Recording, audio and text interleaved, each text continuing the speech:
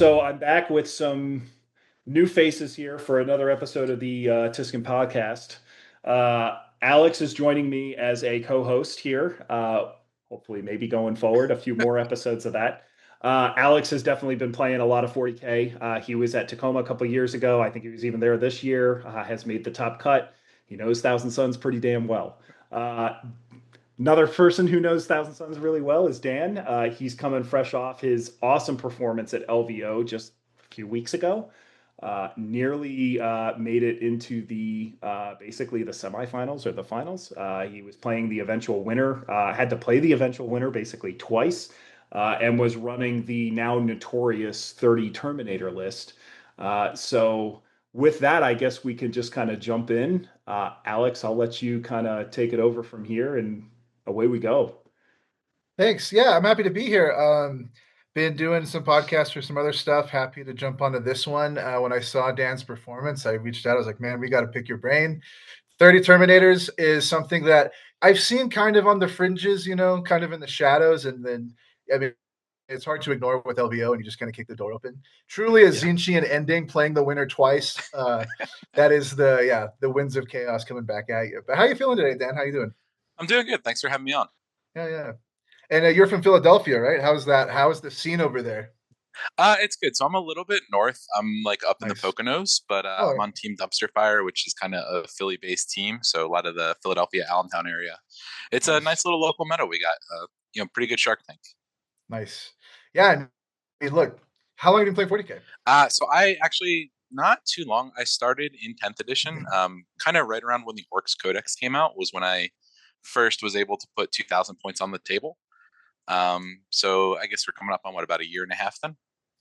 Nice. Is there anything that you would, any advice you'd give to someone starting out kind of in the competitive scene that maybe you would want to avoid for them moving forward?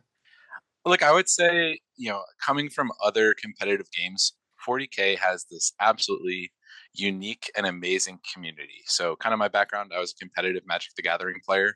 That is a very, what I would call, unfriendly meta where, you're at a tournament and you're like, oh, hey, bro, what does that card do? And your opponent just like looks you dead in the eye and says, like, derived information, read the fucking card. Yeah. So Yeah, 40K is not like that. I think if you for are sure. interested in being a competitive 40K player, it is the most welcoming and easy to approach community I've ever seen. Like literally, you can do what I did: just show up to a local game store, sit on a couple players' shoulder like a parrot, and just be like, "Hey, what's that? What you doing? How does this work? Talk to me about what you like. What are you thinking? Why'd you do that?" And like people will take you under their wing. When I actually came from Magic as well, I used to be a judge for Magic the Gathering. Oh, So nice. I've seen all of the war crimes that community can do at a tournament. And 40K is far and away a much more positive and kind of welcoming environment. It So a makes year and a half. makes three of us because I did the Oh, same. I played Legacy uh, for a while, so Oh, yeah, I nice. got out of perfect. that and jumped into 40K. So Yeah. Yeah, I was That'll be our legacy and other modern. podcast is Yeah. MTG veterans coming to 40K. Um, sweet. Well, I'll have to pick your brain about that later. But so what attracted you to Thousand Suns? Is that your first army or did you have No, some other it's armies? actually my third army. So I started out on Nice. orcs. I got into them just because I was like, oh, these guys are funny. They make me laugh. I don't really know what I'm doing, so we'll just start there. I kind of got off them because the gameplay loop was really similar every time. I was like, okay, I stage turn one. I hope I go first. If I don't go first, it feels bad. I wah turn two or maybe turn three if they're really cagey, and then I either make my charges or I don't, and that's it. So from there, I was like, I want something with more agency. So I hopped over to Grey Knights, and I really grooved on like the uppy downy, the movement tricks. Mist of Deimos back on Index Grey Knights was a hell of a drug. Felt great, but then I had this problem where I was like, I sometimes just don't kill things. Like Nemesis Dread Knights are good until you have to kill something that's T10 or higher, and then you're just like, oh, my army does nothing. And I was like looking for an army. I was like, I really like the movement. I really like the player agency. I think, I want to play armies where I feel like I'm in the driver's seat, but I wanted something that just had that like get off my table damage, that like connecting with like a good orc wad did. So that's kind of how I found Thousand Suns, where it's like, oh wow, yes, like I have the movement tricks, I have the agency, I can do whatever I want. And like when I connect, like, oh, God help you, Index T Suns, like there's nothing that you could put in front of that army and be like, I'm gonna stat check you, and you just kind of laugh and be like, no, you're not. So that's kind of where I fell in love with the faction. I think I really got into them kind of right after the massive index nerf, where I think we went up like 150 points. So, but for me, it was, yeah, I know. But look, I mean, I won my first GT when we were in like the nerfed index state. To me, I was very okay with like, yes, I don't have a lot of stuff. Yes, I need to play perfectly. But like, I felt like I was in control of that. Like, if I lost, I could say, okay, this was my mistake, not just, oh, well, I didn't roll a 4 or, something else like that. Yeah, the transition, I feel like us as a community from like really nerfed index to, oh, our book is pretty good, felt like every T-Sense player was just vibrating for a few months. Yeah. Yeah, it's awesome. I love that. 1,000 Suns damages. It's hard to play other armies when you do that, because like, what do you mean you're making saves? That's disgusting. Yeah, it really is. Yeah. Yeah. You're like, wait, you get to save? No. Yeah. Like, I just dev wounds. Like, get Yeah, off. pick it up. Yeah. But yeah, sweet. So I want to quickly, before we move on to about 1,000 Suns, what kind of brought you into the team setting, and how do you feel your army? And we'll go to the army in a little bit, but how do you feel your journey into teams started, and how much teams environment like are you exposed to? Do you enjoy teams? I know some people really don't like it, but I actually love teams for nothing else, just on the timeline. Hey, you do a singles event, you play 3 3-hour games a day. Sometimes you make it to the shadow round and you're playing 4 3-hour games a day. So you're on like hour 11, just apologizing to your opponent, being like, my brain is cooked. I'm so sorry if I messed something up. Whereas teams, it's like, look, 2 games a day, 4 hours. You can go out to dinner with your team afterwards. You have time between the match. You can very easily be like, hey, man, I got to hit the restroom. Just clock it to me. I'll be right back. I think it's just a more relaxed way to play. Takes a lot of the pressure off, and it's more fun just because you can kind of do it with a team. Personally, like, I don't have a ton of time in teams. I think I didn't join. I joined Dumpster Fire probably about March of this year. And prior to Challengers Cup, I'd only got to play one teams event with them, which was the 5-mans at Nova. nice. Nice. Yeah, it's like the mirror match that you would see back in the index days, that it would just be so draining with all the, I mean, today it's probably the exact same, Is, but yeah. yeah, I mean, just all the movement and, trying to bait out Magnus, and whoever loses Magnus first, essentially, like that whole thing. So yeah. Yeah, 100%. Quickly, let's go over your list. I think everyone at this point knows it, but if you want to give like a high level thought process about your decision making with 30 Terminators, and how the MFM kind of ruined all of our mental in preparation for Challengers Cup, and how you kind of overcame that. And if there's anything how did you even land on 30 Terminators to begin with? Because I think there was like the one guy over in from Germany that was, Malta, I think his name is. Yeah, I think Malta ran it, and there was somebody from Team Romania who ran it at WTC. Mm-hmm. Yeah, and I know me as a privileged American was just hand waving it. It's WTC. It doesn't matter. It hurt me. It's not good. But then you took it to LVO and Challengers, and you were like, it's fine. So yeah. So kind of like all the T-Suns community, we saw some of the leaks that were passed around, and I came into it. I was like, okay, I have a plan. It's going to be fine. So I took a little inspiration. I saw Malachi was running a 5-man Terminator brick at Nova, and he was using the leader to basically give +1 to hit to his Bogoats instead of using like the traditional Zangor Shaman there. So I took that and said, okay, look, with these points, I think Bogoats are kind of out. I was pivoting my list to like a double Mutalith, double Forge Fiend, Big Brick of Terminators, Winged Demon Prince, double Forge Fiend list, with the idea being I could take that Terminator Sorcerer with the 10-man brick, standard, it was the Winged Demon Prince 10 block that did really well, and say, okay, cool, I can kind of just replace the Bogoats with the Forge Fiend. It'll be fine. It's not great, but it's not the end of the world. And you still run it in Coven. So I tested that for a while, kind of before the MFM came out, and I kept running into situations where I was like, I don't think I have enough CP to play the game. So is even before we knew Challenger cards were going away, I kept hitting situations where I was like, I don't have the 2 CP I need to give Magnus rerolls, or I don't have the CP to defend him after doing that.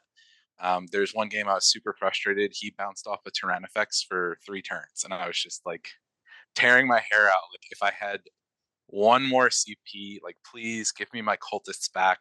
I need something in this army to generate CP.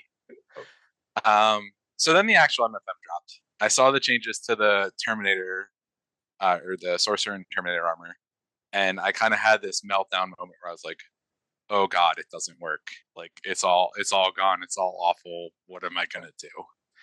Because looking at Challenger cards, I think Challenger cards were an awful addition to the game. They just created a lot of feels bad situations. But I won't lie in that they helped us out as like a faction incredibly, because they were our CP gen. Because you could say, hey, you know what? I'm just gonna not score my secondaries, and even if you can score your secondaries because of Challenger cards, you're not going to. So this is my free CP, and I'm just gonna deflate the score of the game. We'll have like 70, 80 point games. I don't need to score 100 points. I just need to score more points than you. It's also, hey, now I actually have to hold primary. Now I actually have to kind of play the game before turn 3, which are all things, traditional T-Suns, like your standard, like 2 Mutalisk Vortex Beasts, some MSU Rubrics, and Magnus really doesn't want to do. So looking at that, I was like, okay, I'm already signed up for Challengers Cup. We had a plan as a team. I don't think this makes sense anymore. What do I do? So I did get inspiration from the WTC list. Somebody said, hey, like 30 Terminators was a list. You could try that. I was like, all right. So I gave it a go. And kind of the thinking was, if I know I don't have the CP to do all the things I want to do, and with the spell changes, I know that I'm going to have to spend a CP to reroll a spell in Coven, then I kind of just came to like understand you're going to fail spells no matter what. Like, there's no world where you're consistently getting all your spells off. And the breakpoint that I was running is like, I can run a traditional Coven list where I need to get reroll hits off, and I really want to get bonus AP off. Because, Bogots at 110 are still pretty viable. And I looked at that and I was like, when I fail that, I'm going to have Bogots kind of just in the open, or MSU Rubrics in the open, and like 5 Tactical Marines in a trench coat, even though they're the same amount of points as a Land Raider. Actually more expensive now that the regular Land Raiders come down. Yep. They're not a Land Raider defensively. So, hey, if I got to get bonus AP, that's, 12 on 3d6 plus 2. And then I looked at, okay, well, what do Terminators need? I'm like, kind of just reroll hits. They really like bonus AP, but it's not the end of the world. They're base 2 versus, like the regular sorcerers base 1. So I was like, okay, like 10 on 3d6 or 12 on 3d6 plus 2. It's kind of the same thing, but at least if I fail with the Terminators, I can kind of default to the Custodes game plan and be like, well, maybe I'll just scam you on 4-ups and it'll be fine. Yep. So that's how I got on it. I did like a little practice teams event before Challengers Cup, just a local scrimmage with some local teams. Took it to that, came in, I was like, this is bad. It's not going to work. And then every game I played, I was like, oh, this is actually kind of okay. Like, I remember going into Imperial Knights. I played against 4 big knights in that practice event. I was very ready. I was like, yep, Canis is going to pick up like 6 Terminators. It's going to feel awful. And then, it kind of daunts you. You're like, oh, yeah, they hit on 4s. They wound on 3s. I save on 4s. They're going to kill like 1 or 2. And then 58 dice with lethal hits and rerolls. I'm going to tear through pretty much anything in the game. So it was very much like, I don't take it as like, it's very much a process. I don't think it was like I had this idea in my head. I felt like I was in very much the same boat as everyone else in the Thousand Suns community. Like, oh my God, what have they done? Why? We didn't deserve this. Like, we got hit harder than Death Guard and Knights, really. And I kind of almost stumbled into the list by accident, had some good testing with it, about 2 solid weeks of testing. And then to me, honestly, like Challengers Cup was the testing for LVO. Right. Yeah. Yep. Challengers Cup's great. Teams events are great for that, because you're like, I don't want to play this, and this. Never pair me into this. If I got these tables, that'd be cool. And then you find out, you're like, oh, 30 Terminators still kind of just walks through people's armies. Like, we'll get to it. I know you played Eldari a couple of times, and you're like, wow, he got tabled. I don't know. It had just so fast, which is cool. I think observing that you're swapping difficulties from T-Sense having that difficult loss condition of not having the spells go through to you having the difficult condition of not having a ton of units, and then identifying that you can kind of mitigate that as opposed to not. I mean, you can't not roll bad. That's just a dice game at some point. Yeah. So that's a good observation for you. And so with your trash package, because we've got the 30 Terminators, you've got, I think, like one of each Bogoat and Zingors on foot, Demon Prince, Aramon, and then Rubrics, right? Yeah, I do 5 mana of naked rubrics. Yeah. Nice. How was that for you? And would you change anything with the trash? Would you wiggle anything around? Or are you kind of locked in on the list right now? No, so I think the trash is actually kind of the most interesting part of the list. I think when you say I'm going to take a 30 Terminator stat check, that instantly locks in like pretty much all but 4 or 5 units of the list. You're taking your 30 Terminators, you're taking the leaders, you're taking the Demon Prince. Honestly, I know Armin is a chaff package, and I know he's not very popular in like the European versions of this list. But I think when you look at he's 100 points and our cheapest chaff unit is only 55, you're never trading him cleanly for 2 chaff units, which is kind of like the break point where you'd want to consider it. So I just look at him as like he is the most expensive chaff piece with upside. But when you look at like the loss conditions that like you can have on this army, one of them is like I just get jailed by something like, hey, if I play like Crute Hunting Pack, right? And they just turn one, okay, here's bodies, and I can never get the Terminators out to a point. That's like an auto loss. So you need to be able to infiltrate Terminators and kind of take space on the board to be able to get to the objectives, because you're changing from like this very cagey, like, TJ Lanigan style Thousand Suns, where it's like, I'm going to put a thing on the point. You're going to have to come out to kill it. I kill you. You've traded down. I do this for 3 or 4 turns. I pick at you with Doombolt and Indirect. And then maybe on like turn 4, Grandpa Magnus gets off his rocking chair and says, fine, I'll do it myself. And like comes to the middle and wins the game. Now you're this like hyper aggressive, like turn 1 or turn 2, I'm coming out. Kind of the analogy I gave my team is like, look, I've been like a figure skater for the last year, and you just told me, hey, that's nice, but now you're playing for the Flyers in like the Broad Street Bullies era. Like, forget all that stuff you learned, go punch someone in the face. Yeah. You get to do this now. Don't have fear in your heart. Move forward. Yeah. And I think honestly, like, go for it. I was just going to say, I think that kind of answers the question in my head. Was kind of, look, you see 30 Terminators. The obvious question is, how do you play the objectives? How do you actually go out and play primary and everything? But if you're hyper aggressive and you just basically go to like turn 1, you're just shoving as much forward as you can onto objectives. I guess that kind of answers like, okay, make them figure out how to play the primary rather than take me off the objectives, right? A little bit. It's a little more nuanced to that, because there's some armies that can kill you. So you kind of, it comes down to like army analysis and deployment. The 2 questions are, how many Terminators do I start on the board, and then can they kill me or not? And you approach the game really differently. So like you mentioned Eldari, like, hey, Eldari just doesn't really have the tools to pick up 30 Terminators, especially when you're looking at like the traditional list that's like a big brick of fire dragons and maybe like 5 dark reapers with Malgan Ra and a falcon. You're like, all right, cool. Like fire dragons kill like 2 Terminators, and then like God help you if you're an aspect host and don't have fire and fade, because then I just shoot you back and kill your whole unit. Like, good trade. So for those armies, it's very simple, right? Two bricks on the board. Try to get as much as you can. You never really in 40K want to just like put something out there for free and get shot. So you're never going to kill 400 points with 1 activation of Terminators, or like very rarely.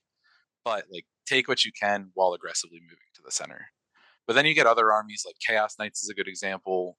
You play Imperial Knights like this, but they're not as dangerous to your army, where you kind of look at their stuff and you're like, ooh, I don't know if I want to expose.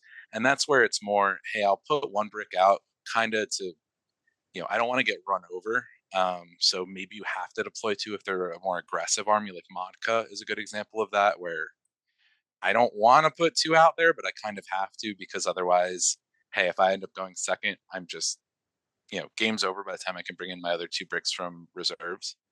But from those, you're kind of saying, okay, I need to like doom drop my problems away. I need to go find the thing that kills Terminators, like find the Forge Fiend in the back, either use the 1 brick to bait it out so I can drop the other 2 to clean it up, or, just find some kind of rapid ingress play or an angle where I can get on that problem unit, take it out, and then my stat check can kind of be effective. Definitely. And it's really important when you have such valuable giant blobs of resources to identify, and this is just general advice for people picking up this army. I come from Deathwatch too. It's like, oh, okay, do 6 blast scepters, delete me. I have to play around that, right? A forge fiend, like you said in Packbound, like in the write-up, like that will just eat me. I can't do anything about this. So you have to kind of figure out how do we either circumvent that, play on the other side of the map, or how do we delete it aggressively. Speaking about play patterns in general, it sounds like the main goal for you, and please elaborate on this. You kind of have a proactive approach, kind of really high prioritize deleting their trash in the middle game, demand that you have to bring your real units to kill my Terminators, and then basically drop shoot, Overwatch, and then Revenge of the Rubrique. Ideally with the Demon Prince nearby, just to kind of maximize the damage, almost like just a steel wool into your opponent's army until there's just like nothing left. Was there any other kind of play pattern you saw, or any kind of flexibility that you might, you know, expand on that maybe someone picking up the army wouldn't know? I think that's you got kind of the core of it.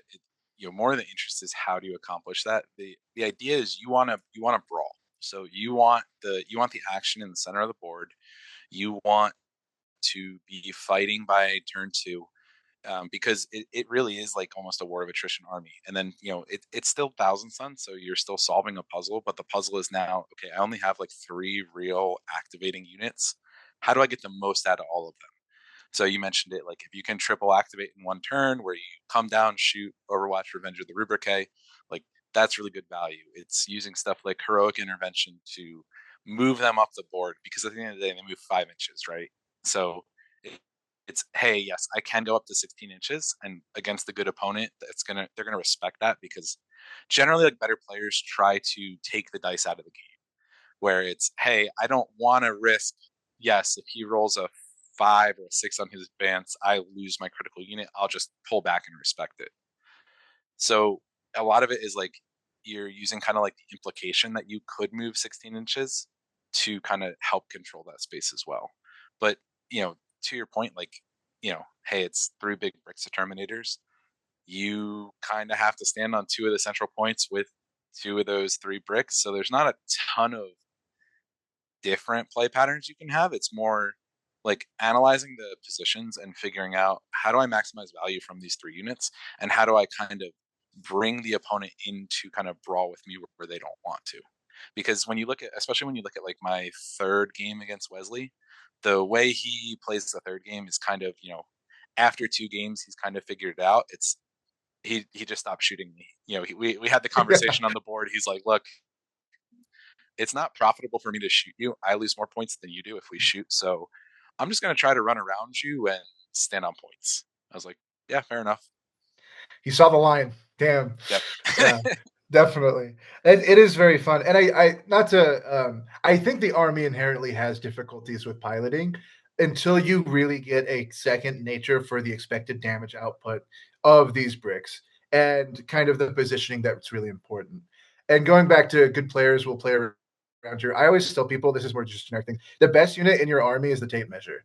Just like make sure, put the dice down. It's okay. Like you can beat world leaders, just come back, stuff like that. Yeah. And yeah, I think with T-Sense, a lot of our strength comes from these guys. What's their movement? 5 or 11 or 16? Neither of us know, but yeah, it's I great. I always joke with people, if you've ever watched It's Always Sunny in Philadelphia and you've seen the implication Yeah, episode. yeah. I'm not saying I'm going to move 16 inches, but I might. Yeah. Magnus, he moved anywhere from 14 to 48. I don't know. Answer this. Oh We'll get God, to it later. I miss the triple move Magnus So much, dude. Yeah.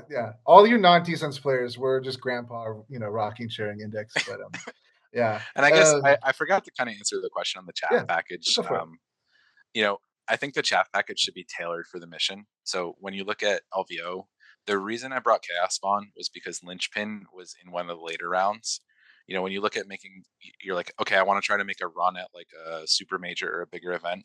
A lot of times you kind of think, okay, hey, maybe I can just like, I can skill check my way through the first couple matches, but like by day 2, I'm going to be playing all good players if things are going my way. So I think Linchpin was like mission 4 or 5, and I said, if I hit Tau or something with like SMS missile spam or indirect, I have so few units. I need something to hold that home objective that can't be taken off the board for free. And that's kind of how I landed on Chaos Spawn. And from there, it's okay. Well, I know I need at least 10 Zangers. I really prefer 20, but I'm okay with 10. And from there, it was just the points cut and solve themselves. I'm like, well, I have 115 points left. There's really only one combination of chaff that fits that. Yeah. A hell brute. No, I'm just kidding. It's the no, they're free. They're free. You can just pick them. Yeah, exactly. Yeah. This is the top level 40K content you guys come here for. Just bring units and then just don't ask. 55 and 60 points. And T-Sense is really kind of we have a lot of between 55 and like 70 points. So we really fill up the trash. It's one of the reasons I really love T-Sense is that we just have such premium trash. Nice. I'm with you there. And what roles did the spawn end up? Did they end up actually being anti-indirect piece, or did they kind of just go touch buttons turn one? No, so in standard like T-Suns or Zinch fashion, I had this great plan, and I think for that game I pulled like Black Templars, where it was just a brawl in the middle anyway. They did provide some good things. I think my game 4 was where they really shined. I sent them to kind of hold my natural expansion. I played Mechanized Assault Guard, and I think they scored me 5 points because they lived through a 3 Bulgrin shooting and charging them. Nice. So it's if they weren't being used for my home objective, I would generally send them on layout 4. It was them and the Spear Goats would kind of go try to hold my natural expansion, where I'd put those on it. If something could kill them, then I would run the 6OC with the Spear Goats on, and that would be like 2 turns of saying, okay, I can at least kind of protect this objective while I fight for the center. Definitely. And with the Rubric Marines, did you start them in reserves every game? Or did you kind of identify like pressure builds? At LVO, I started them in reserves every game. In Challengers Cup, there was one game I started them on the board. Predominantly, they're a unit that is kind of mimicking like the old Umberlific Crystal play patterns, where you say, I'm going to use this to threaten your side objectives or your home objective. The idea being, look, I don't have a lot of units, so if I can force the opponent to spend like 2 or 3 of their units screaming out these 5 rubrics, great. Like, they're already giving me value right there. And again, like, they're pretty good at their job. They come in off the board. They're a self-contained spell, so they can surge onto a point, full rerolls on objectives. So they're really good at doing that job. I think in some things, if you're playing like a horde like GSC, Recruit Hunting Pack, sometimes with Recon Guard, where you think they're going to get aggressive with you early, it's really good to have them on the board just so that you can get those activations turn 1. Yeah, I'm a huge fan and proponent of just one naked rubric squad, because Brian Sipe has said this earlier, where it's like you're playing this leapfrog game traditionally with T-Sens, where it's like Zangors, Cultists, all these things, and then you're like, I have 5 Marines and I've killed whatever you had, and this is a real unit, but it is and it's not, right? But it can still doombolt, it can still double move itself to score. Especially for T-Sens, it's very flexible for having the Psyker. And so I would say if you're a T-Sens player, try it out. And try, both on the board or in strat reserve, because rapid ingressing behind the wall and layout 1 and then double moving into 9 primary for 100 points is great. Yeah, we're a lot less invuln saves. So like sometimes the Riptide shoots them and you just make saves and you're like, yeah, whatever, we're good. I mean, we're a lot less reliant now than we were before, where we, really with Grand Coven, essentially what it was, you wanted the characters there. That was your damage. That was your main way of doing damage, essentially. And we have a lot of other ways to do it, especially now when you're talking like, look, I've got so many lethal hits that, that can actually get the job done on its own. Yeah, exactly. Yeah, it's like we got a monkey's paw wish for internal balance. I know when the Codex came out, we were like, hey, they were so close on so many detachments, but it didn't work. It was just Coven. Like, all right, well, what if we just made your army awful and then everything was kind of equal? It's like, thanks. Not really what I wanted, but I guess we got there. I was a huge warp meld guy. I was like, this is awesome. I'm just going to 6-inch for 4 turns. My mutilates you're winning me on 6s. And then they were just like, absolutely not. and it was so hurtful because Death Guard is out there winning 4 GPs a weekend. And my 165 point little guy is just gone. Do you think they could bring that back? Like, I know they fixed the Zangor thing, like the movement, like that was the really screwed up part of that. But Mhm. do you think they could bring that back with like the points adjustments they've done and it would still be okay? I mean, I'm a little bit biased, but I think so. Like, even in the meta that we're in now, I mean, with Mutalisks being 175 points, it's just hard. It's harder and harder to justify them. And so in that detachment, they're still taking mortals. I think someone at Games Workshop didn't realize what field no pains were, and they saw in testing, oh, I get field no pains. You know, that's crazy. My chaos spawn didn't do anything or whatever. I think maybe we've already taken the points nerf, undo it, and then keep an eye on it. It's not like Warp Meld has a huge player population. And it's also you're running 50, 60 Zangors. So it's not going to have like a crazy high win rate. It'll just be something that I think good players can navigate a little bit better. And it had a really interesting play pattern that the index and no other detachment has. So I think free the interestingly goats. too, like the bogoats were a huge part of that detachment as well. So Yep. it did really take the double whammy. You know, at the time, kind of the assumption was, oh, okay, well they're nerfing this because otherwise they'd have to point up mutalisks and that would kind of ruin everything else. We need them as the front line for Coven. So yes, like thank you for your sacrifice, Warp Meld, but like we need to keep the mutalisks at 165. Now it's just like, well, yeah, give it back, see what happens. Yeah. James Workshop, if you're listening to this, we're just three really dedicated hobbyists looking for some goats. Um, yeah. So we can quickly go over your challengers cup kind of play pattern. And this is something I was curious about. How did your captain and team use you? Were you kind of an aggressive defender? Were you kind of using to pin certain matchups? And how do you think other teams, including this list in their roster, how can they best utilize it? So I was used very flexibly. I think I filled every role in the team at some point during Challengers Cup. There were some matches I was first defender, second defender. I went to the scrum. I was even used as a turn one attacker. I think the strength of the list is that you have a couple bad matchups and they're very bad. Um, but you have a lot of matchups where it's like, hey, I'm either going to walk all over them or it's kind of neutral. And I think especially at that time where nobody outside of like a couple fringe lists in WTC had done this, a lot of teams had no clue how to matrix against it. So I saw everything in the gamut. I remember talking to one team captain after the match, and he said, "Yeah, like we just looked at your list and thought you were an idiot and didn't know what you were doing or how to build a list. We were green across the board for you." And I think I like 20-0'd Imperial Knights that match. And then you had others who kind of understood, and I laughed. We played Team Cuddle Buddies, and instead of like giving a rating on their melee pressure lists against the Terminators, they shared their matrix with us afterwards. It just completely broke like their Excel formatting. Just big bold letters do not pair. It's like the narrator has to chime in. He did know what he was doing. Yeah, because I mean, I laugh like there was no better moment in that entire tournament. Round one, I paired against the 80 Zerker World Leaders build that was kind of like the terror at the time. They blood surged into me turn one, and I was like, "Cool, you wound me on sixes, I save on twos. Best of luck to you, sir." Yeah. And I think I killed maybe 1,000 points of their army turn one, and from there it was pretty much over. Yeah, you say don't make me tap the sign, and the sign just says -1 a wound. There's no caveat. And they're Yeah, like, "Are pretty you much. sure?" Yeah, I'm sure. Yeah, your chainsaws are on sixes, big dog. No, it's very much like that. He's like, if you go there, I'm gonna blood surge. I'm like, that's cool. Like, we're fine. Yeah. Yeah. Cool. I have Kopesh. Okay. Yeah. Yeah, it turns out 5 T2 is a pretty good profile into Space Marine bodies. Yeah. Nice and bonking. So you did well with that.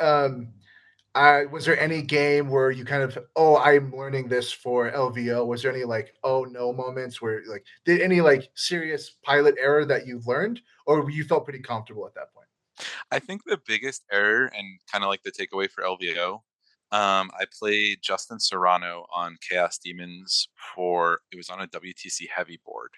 And kind of like what I had heard and the thinking was, okay, heavy board should really favor me as like the predominantly infantry player against like big monster mash. Two big things happened that game. The first, which is kind of like pilot mistake and matrixing mistake on my point, I had it as like even to a small win. I think I ended up losing 12-8 or 8-12. When you can't you're slow with Terminators. So on the WTC heavy board, it was like apologies, I'm an American. It's the one with like where they say, "Hey, I heard you like L-shaped ruins," so I put an L-shaped ruin on top of your L-shaped ruin, and it's Yeah. like the double L-shaped ruins on both sides with like the one center objective. I got into this point where I'm like, oh crap, I can't actually get past the walls of the L-shaped ruins and profitably threaten things with the Terminator blobs.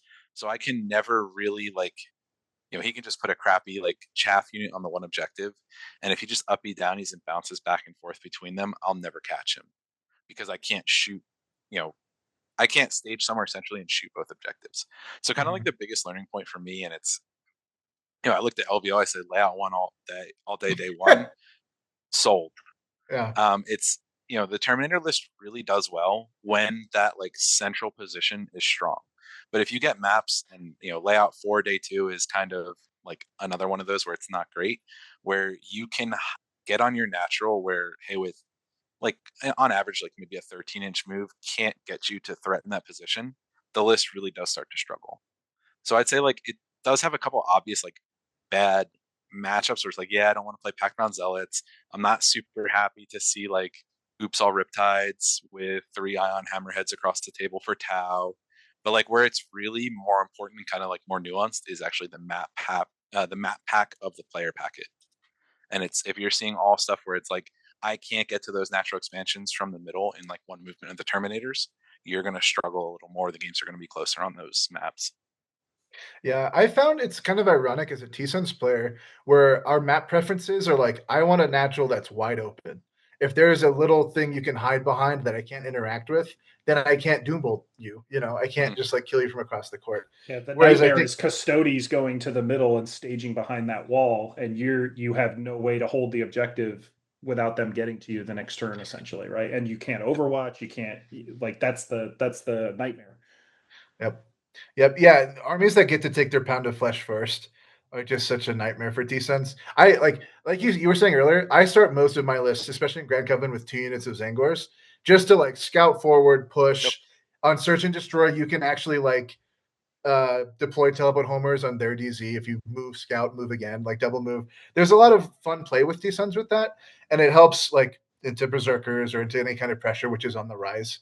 Um, it is 140 points, but I think it's worth it just to have that peace of mind. And then in other Oh yeah, matchups, 100%. you don't you just put them in the back.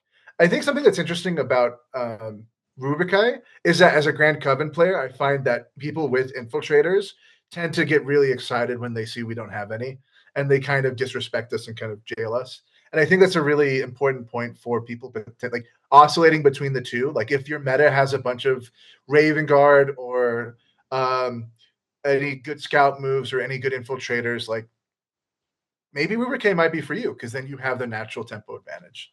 Mhm. Speaking about that, moving forward in singles events, are you going to just run the list back? I know you can kind of oscillate between the trash package, but Mhm. do you see yourself playing any other version of T-Suns or any other armies? Is there anything you kind of got your eye right now? So I'm staying with the 30 Terminators for right now. I'm gonna stick with T-Suns for a bit. I have some other armies that I can play with, but kind of at this point, I'm very committed to the faction. I try to do what I can on ITC. Um, so I think I'm gonna stick with it. Mhm. I have toyed with like some coven lists, just seeing like we had the double Vindicator list that did well recently, where it said mutilates are Noah. nice, but I'll just try. Yep. Yep, I'll try the Vindicators. That's interesting. That's kind of on the top of my list for like TTS testing to see if it's something I want to try out.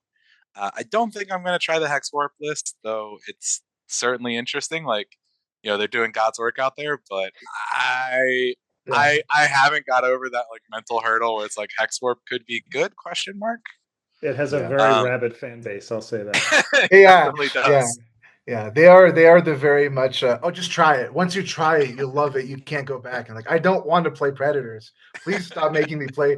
I'm just now testing Sectars, but I'm a Sectar hater. These are possessed No, models that I'm in the same boat. I looked at yeah, them like two vehicles, like does no screening. No, I'm not running the robots. yeah. Absolutely I not. found the robots were interesting because I ran them this weekend, and I had played them before in one game, and I just instantly just like threw them on the shelf. Like, no, these are awful. And then I took him to a tournament after he did well with them, and I was like, all right, I'm going to give him an honest try. And it was like after day one, I was kind of like, I just don't get it. I don't get how these are working. And then I played a pretty good Leagues of Votan player, and at the end of it, he pointed out to me, he was like, I hate those robots. And so at the end of the game, I said, look, you have to tell me how the people that you hate these robots, how are they using the robots? And once he actually kind of showed me, like, look, they position them kind of like this. They set them up more aggressively over here where I can't get to them. And then all they have to do is like step on and do an objective, or, it started to kind of click a little bit like, okay, yeah. And then I went back and actually watched Noah's game that was streamed. I think it was his finals match. And Mhm. I think that was also into leagues. And one of the things I saw him do is basically just run the vehicles up with the Zangors basically early on. And he just ended up charging stuff and doing whatever damage he could with it. Um, I, I think they're the kind of thing, I mean, very much like your Terminators, where it sounded like it was a practice thing where at first you're kind of like, I don't know if this will work. And then as you practice, you start to figure it out. And you're kind of like, okay, now I see when I can use it, what I can do, what I can't do. I think the robots are kind of in the same category, and that the more you play with them, the more you start to kind of get a feel of, all right, this is how I actually can use them and put them to work in games. I think they're definitely interesting, especially like if you're taking Armin anyway, it's increasing the value of infiltrate units like that. So I don't know, maybe something to try out. Yeah, The I thing think that they're the thing that bothered me was more the liability. Like bring it down. They just yeah, instantly give bring it down up. and that's the thing I liked about my list was it's very much like people who have like Call the Horde.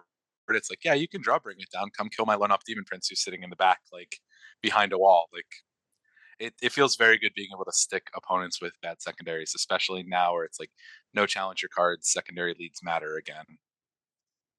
Yep. Yeah. Shout out to the goats. 20-man Zangors in the back. You can call this if you want. Yep. Maybe that's a trade deal. We will start playing Sectar on stream if you give us back Mutalisks, and then you can sell your robots. That's one of the great things about Shadow the T-Sense Discord.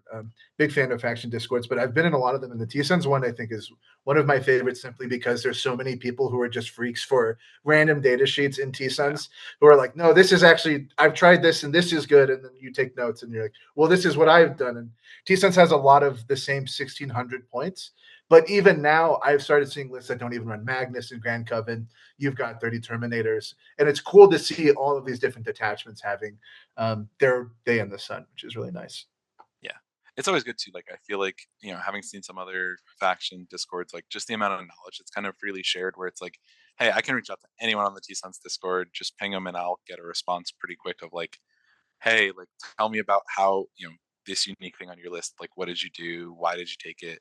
How does it work? I feel like, honestly it's a great community that we kind of have here, and very valuable to just be able to like, hey, just go message like a top player and be like, why'd you do this? Like, can you walk me through what you're doing, what you're thinking?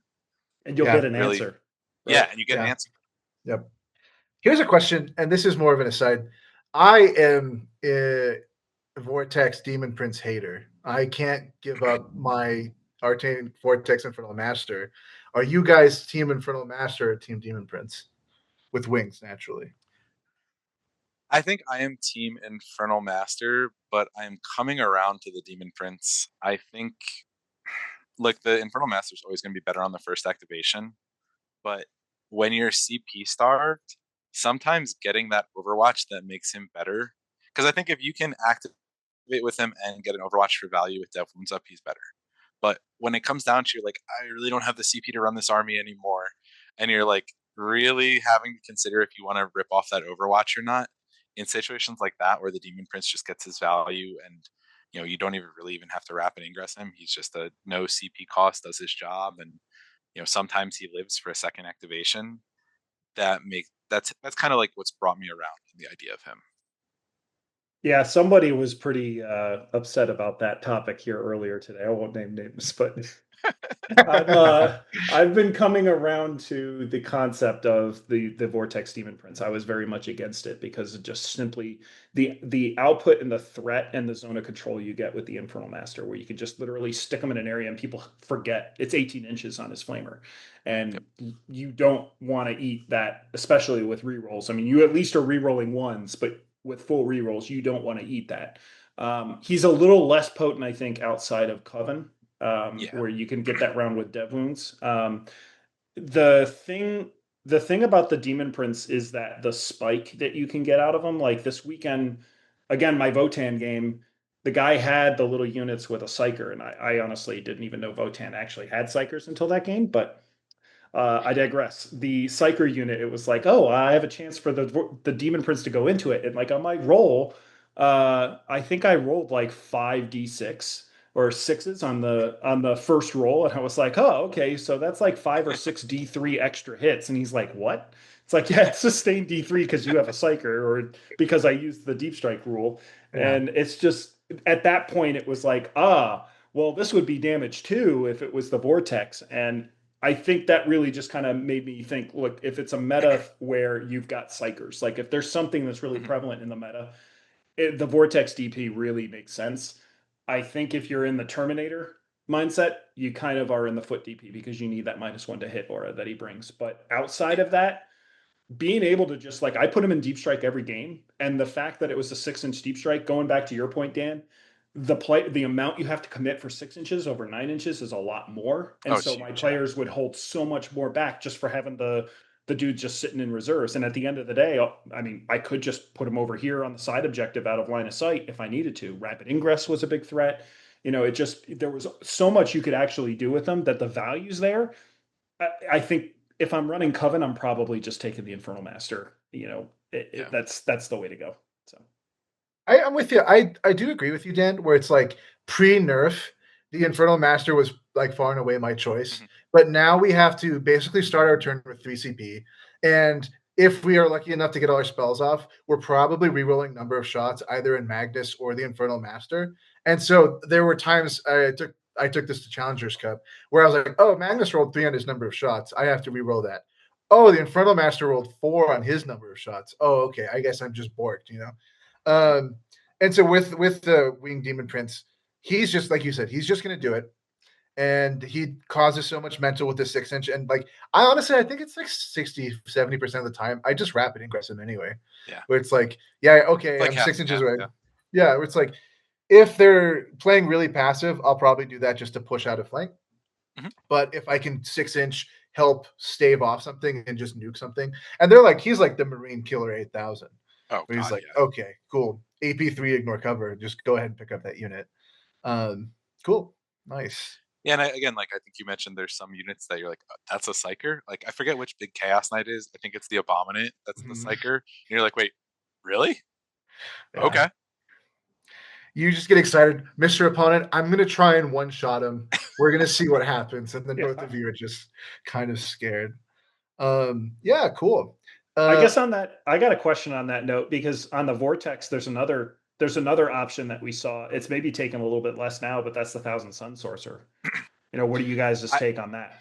So I liked that as a meta pick, especially for teams if you were using Thousand Suns to go night hunting, because kind of at the heyday of Knights and Thousand Suns, like right when it came out, we were a somewhat reliable answer to that. Like, yes, we didn't like the triple Atropos list, but like the triple despoiler wasn't really out yet. We had a pretty solid matchup into Chaos Knights. I think that was like a team's choice for that. I think now with the failable rituals, I don't like it at all. If you, to get value out of that, you're basically saying I'm going to get bonus AP and reroll hits, and you can't guarantee that anymore. I think that's just such an important part of the Coven list of that enhancement is, if you're playing chess, like Magnus is your queen, that's like your baby queen. It's better than a rook. Like that is the second like best piece in your army. It needs to do its job. It needs to get value. And does it kind of lock you into a Rhino as well for the extra, hit to win? Yeah. So I tested that a lot, and I wasn't really upset with it. I think it does have a lot higher of a damage ceiling. But it's like you have to be in dev wound turn. You have to disembark from a Rhino. The Rhino has to shoot it. You want to get full rerolls off because if you don't, and then the target wants to be on a point. Or you can spend 2 CP and use full hit and rerolls there, which is something I would do occasionally. But it's like if I was emulating the European style of T-Suns, we just run Magnus out. And I don't have the discipline to do that. I'm very much a hold Magnus back, cut cheeky angles, and keep the game kind of until I have 70% of the army and he has 30. But I could see it. But again, I don't know if it's the right move over more independent units. I think T-Suns really struggles to have independent damage dealing, especially with the loss of the sorcerer rule. I think before there'd be like a package of 2 predators with a 1,000 sun sorcerer and Terminator armor that you could kind of have as an anti-tank package. That's just gone now. So the Demon Prince helps that somewhat, but um, Where do feel like you where do you think T Suns are going from here? Do you think we have a nerfing coming, another one, or are they going to leave us alone, or I think we're going to see no changes. Honestly, I think uh, it gets into the like our player base is very small. I think when I looked at the numbers last, it was like us, Drukari, and Imperial agents at the bottom. And anytime they say your army in the same sentence as Imperial agents, it's not a good thing. yeah. Um, Well, so I'm kind of curious on that topic because that's the second time I've heard that mentioned today, and it's still getting taken. Like I looked back at our stats and how many people went to LVO. It was way less than what went to LGT. mhm, But then, as if you look, there's still a steady stream of folks that are out there at GTs that are taking them. What would be your hypothesis for why folks would basically, I don't know that abandon the army is a way to put it, but I see a lot of folks that are like on hiatus, they're not playing yeah, T Suns, heavily, like they're experimenting with other armies. What do you think it is right now with the codex that's forced them to do that? I think it's no, if I get back to like what drew me to the army, it was player agency. And when you tie so much of the power into something that you have no agency for and you can't plan around, that creates some very, very feels bad moments in the game. Like I joke about my loss of Challenger Cup.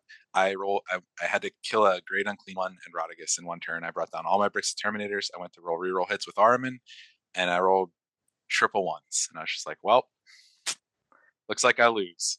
So stuff like that is very unappealing to some players. Like, yes, it's a dice game. Yes, you're gonna make bad rolls. You kind of have to make peace with that playing Warhammer.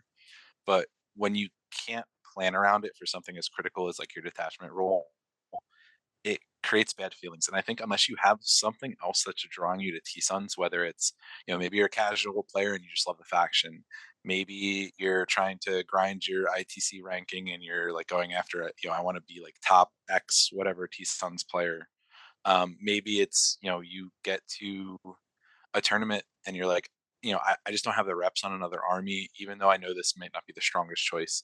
For me, this is what I understand. I can play this the best. This is what I'm taking.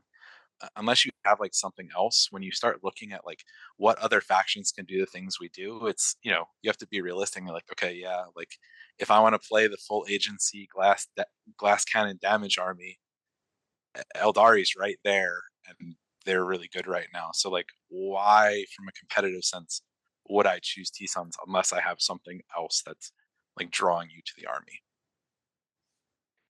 Yeah, I agree with you there. Especially like top players at big tournaments, they have to identify like you have if you're trying to win 8 rounds, like if you're at LGT, if you're at LVO, I was at Tacoma, like do you want to play Shadow Round with T Suns? Like, is this something you want, or even further? Where I joke that T Suns is like a complicated army, but in all seriousness, if you compare it to other armies, you have way more decision trees every turn and everything your opponent does, you kind of have to capitalize on it and adjust to that. And I don't think it's like leagues more difficult to pilot than every other army, but I think it's worth noting. And so, like for me, something that I told my team was like, I don't think the juice is worth the squeeze anymore, Mhm. especially since I'm of the belief that it's not even the rule change that really kills the army. I think it's the points nerf. Where like as a Grand Coven guy, I have the diligence to start the turn with 3 CP, and I can adjust my play pattern. But I was also taking that list in a very proactive style and trying to like do an all-in turn 2, so you can save up your CP, discard turn 1 secondary. But now we just, in my opinion, don't have enough juice in the tank to take on demons, to take on chaos knights. Imperial knights is still okay, but these stat checks that previously we could just kind of push damage through, we're now kind of stopped up against the hill and kind of crashing back down. And so when I see that, and in a singles format where you can't pick everything, there's too much that can happen negatively for me to invest at a tournament level. Yeah, I mean, you have to think, like you said, hey, across 8 rounds, eventually I'm going to fail that critical spell. And, if you just lose on the spot at that point, why would you not take something where you have more control over like, hey, if I lose and I play bad, cool. Like I'm okay with that. If I lose because reroll hits didn't go off, that's tough. That's a tough pill to swallow. And And I then guess with the that points, like, oh, sorry, go no, it's okay. I was going to let you finish. ahead. I would say like I'm with you kind of on the points. I think it was one or the other. I think if we had just gotten points, because like laughably, if you look at like the old index build, like the Alex Fowler double mutalith 3x5 rubric, like that almost perfectly fits with the new points. So if spells are still reliable, you could say like, okay, I can just play that and not double Doom Bolt, and I'm kind of okay. But with the spells and that, it's like it's just too much one way or the other. Is the army rule, so it kind of comes back to the same thing I've been struggling with the army rule, in that they basically taken away the skill aspect of it, essentially, like you were saying, that you there's nothing you can plan around it. There's going to be games where you literally throw Aramon out there like that and you just fail and you go, well, Mhm. I banked everything on this, that's the game. I certainly don't think Games Workshop intended for that to be the way the army gets played. Like any army essentially shouldn't be in a situation where it's like, well, I'm going to use my army rule, and I guess no, I'm actually not going to use my army rule. Um, is it salvageable, or do they have to basically punt rituals and just reboot the whole concept? I I think think there's. I'll go for sorry, it. go ahead. No, Oh, I've heard some really good suggestions of ways it can be fixed. I think the two that have been kind of most attractive that I've heard is just limit the number of attempts, where maybe you say, hey, for Strike Force, you get 4 attempts at rituals. And that lets players try to recast maybe, a failed one if it's critical, where it's, I'm not going to get all 4 off each turn because, like, just odds are I won't roll that hot on the dice. But if I really need to plan my turn around, like a double move or reroll hits, I can, hey, if I fail once or twice, I just burn my attempts on that and make sure it goes off. The other kind of one that I've heard that I think would be like another good direction they could take it is if you tone down the rituals, make them more reliable, almost to like a Eldar token system where it's like, here's the 4 things you can do. Maybe it's the baby versions, but you get them for free 100% of the time. And then you adjust the points to compensate because that's a weaker army roll.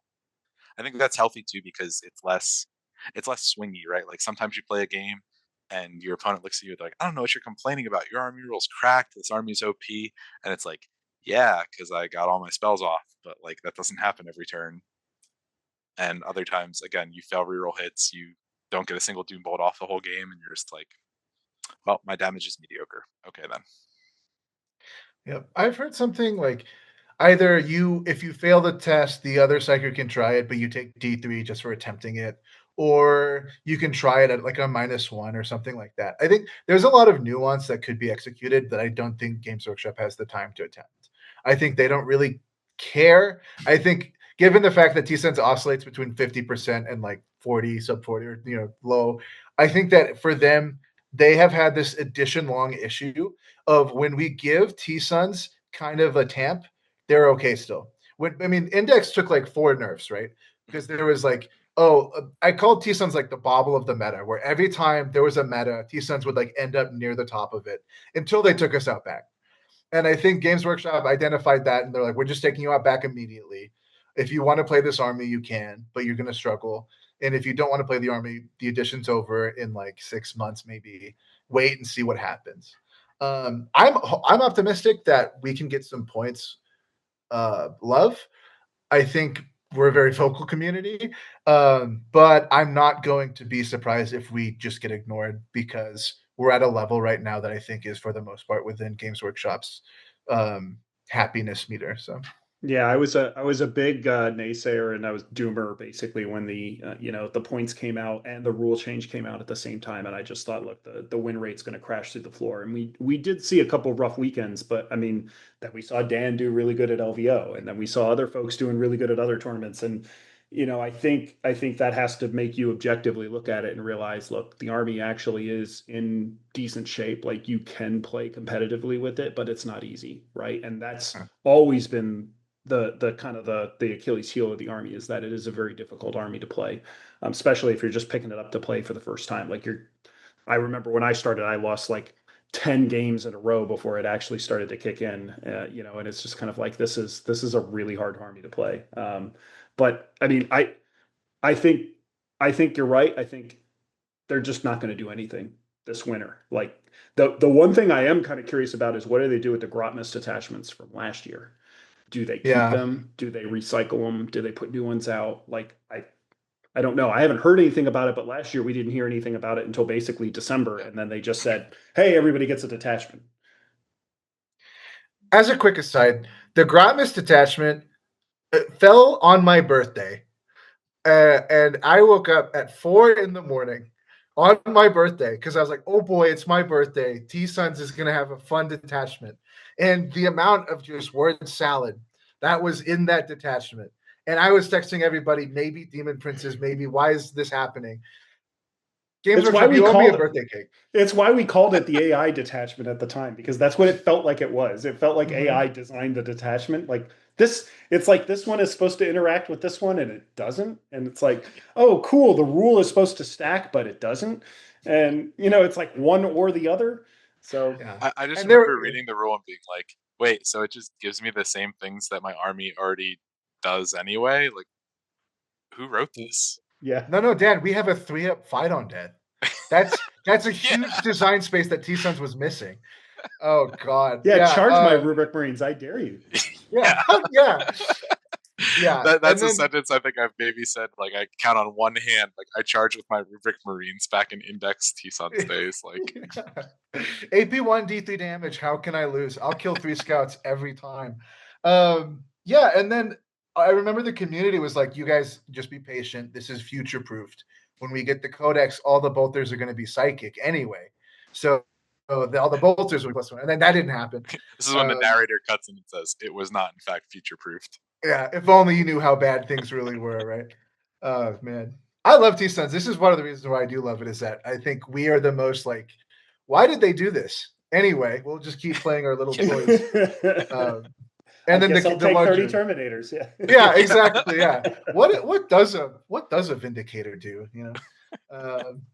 Yeah, right on. Well, here's one thing. I know a lot of people in our community, they identified your list and they were like, can I run 20 Terminators? I only own 15 Terminators. And I think it'd be easy just now. You got to run 30. Yeah. I'll quote Ron Swanson, like, don't half-ass two things, whole-ass one thing. If you're going to be a Terminator stat check, be a Terminator stat check. That means 30 Terminators. It means a Demon Prince on foot.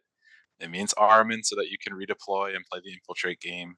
Like, all that's locked in. Maybe there are other phalanx lists that could work that aren't that. I don't know. Like, we're still kind of in a exploration mode in terms of how we adjust the MFM. Maybe there's something out there that works. I think there's a list with like 50 rubrics that did pretty well.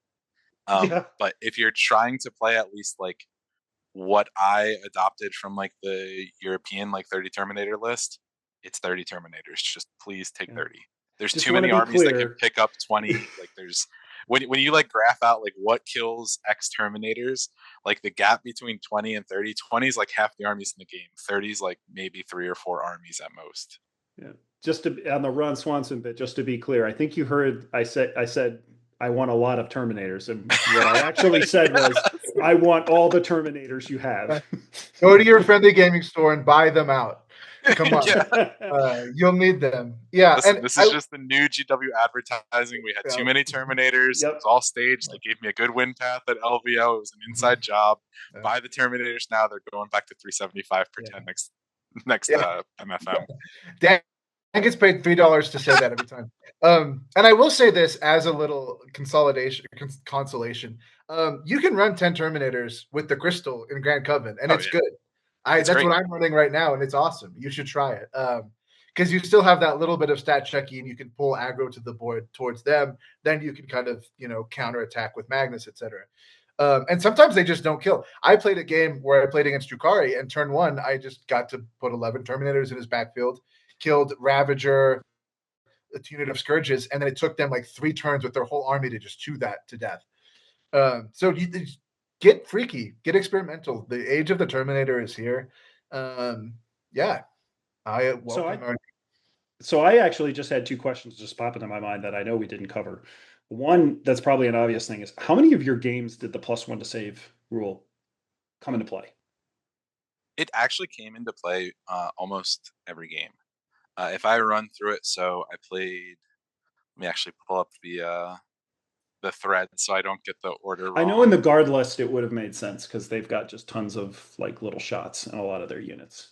Yeah. So let's see. So game one was Eldari, which it's huge there. That's their warp spiders. That's their swooping hawks. It's basically everything except Dark Reapers and Fire Dragons. Yep. Game two was Imperial Knights. Not really relevant there, but like they do have some stuff. Like they have the Sisters of Battle. They have a couple like 1 damage stubbers, so it's incidentally helpful, but not really a game changer there. Played Eldari again, so relevant there. Played Guard three times that tournament, so very relevant every time there. And then played Black Templars, which again, like super relevant. Like anytime you're against chain swords, it's a big deal. I think the way to think of it is like you're never. There's very few matchups where it's just going to break the opponent. Like I guess like a million Berserker World Eaters is an example where it does kind of just break them, but you're always going to get some value out of it, and it's just like one more thing that makes that stat check just a little bit harder for the opponent to clear. So not an amazing role, but like it's useful. It helps. It's contributing to the overall game plan. So it's overall pretty solid. And correct me if I'm wrong, but I don't think you had the infiltrate enhancement in your list, or did you? I did, yeah. How many? So then, how many games did you find yourself infiltrating? Like I know you had Aramon too, Mhm. so that opens up the ability to infiltrate and then redeploy back. Were there Mhm. any games where you were doing that as like a fake out? Like, hey, I'm just going to go ahead and put the 10 Terminators up here to make you think I'm going ham, and then I'm going to redeploy them back. And how many games did the infiltrate? Like, how did you actually use the infiltrate more times than not? I guess. So I think so. I used it every single game. Every single game, I aggressively deployed Terminators. I think good opponents are not going to be faked out just because, look, when you get on GW layouts, especially where people have hundreds of reps, it's like, look, I know the infiltrate spots, right? You're not going to put 10 Terminators here. If you do, and you're just like, I'm going to assume you're not a crazy person just banking on going first. It'll be fine. But it's important because you block out their infiltrators, which again, that's just a little bit of value, right? You're playing something like Tyranids and they can't put lictors on the center points. Like, cool, that's just helping you out. It also gives you like some unique attack angles. So layout 4 at LVO especially, it's tough to describe, but if you're kind of like sitting on your board looking across at the opponent, you have that top right L-shaped, not L-shaped, but it's like that staggered ruin where their natural is. There's a really nice trick you can do against armies that have a little bit of pressure, where you can deploy your Terminators behind that ruin, and you can flip the board into like a Dawn of War layout and play a like long sidewise, where you say their natural's my natural. I'm going to hold their natural the mid in my home. Um, that's actually how I played Wesley for our first game. Just because especially on layout 4, if you have an aggressive army where you have to put 20 Terminators on the board, there's nowhere you can do that in your deployment zone that you're not getting shot turn 1 for free. But you can use that spot, and I've used it since then. I try to take that spot against like Modka, Tau, really like any army that can't put a ton of stuff back there turn 1. It gives you the option of now I can start 20 Terminators on the board safely. And coming from that angle, you've basically, by putting Terminators there, you say there's nowhere in your deployment zone that's safe. Like if I go first, I'm shooting you for free. You cannot change that. And I think that's a really powerful tool to have. And again, like you have 10 drops in my list. So like you go through deployment and then you say, okay, like cool, I'm going to adjust whatever you did. So you can very much kind of play it by ear. So I think the value, I guess, to answer the question, is like a lot. Yes, sometimes you can pick out like maybe a newer opponent. It's tough to do that against like more experienced opponents, but the value is going to be you are going to have perfect information to make your choice of where you put those Terminators, and it opens up like new avenues of how you can deploy against more aggressive armies on sparser boards. Yeah, it sounds like there aren't a lot of games where it's just, hey, I'm just deploying 10 forward and hoping I'm going first. Like that's just not, it doesn't sound like that's a strategy at all. But if there's a way to deploy where you can infiltrate them, block out an area, and then also they can't get you to turn 1, I mean, that's really, really good value there. Yeah, and I think I think it's always important to establish like win conditions, right? So there are some matchups like I haven't played one on this list, but Index T Suns against Mortarian's Hammer, where it came out like right when Death Guard Codex came out, triple Plague Burst Crawler against our like 3x5 rubrics. I remember playing that game in a GT, and I was like, okay, like I lose 95% of the time. I put Magnus on the line, I put the Vortex Beast on the line, and I said, I'm either going to go first and make a bunch of invuln saves, or I'm going to lose. But if I play normal, I know I'm going to lose anyway. So I think you can have kind of that same option with the Terminators. Like, say you do pull Packbound Zealots, and you're looking at like double lone op Forge Fiends with full rerolls, sustained lethal on fives. It's like, all right, here's 10 Terminators. Either I'm going to go first and I can go kill the Forge Fiends turn one, or I'm going to lose, but I knew I was going to lose anyway. So, you know, it's not a bad risk to take.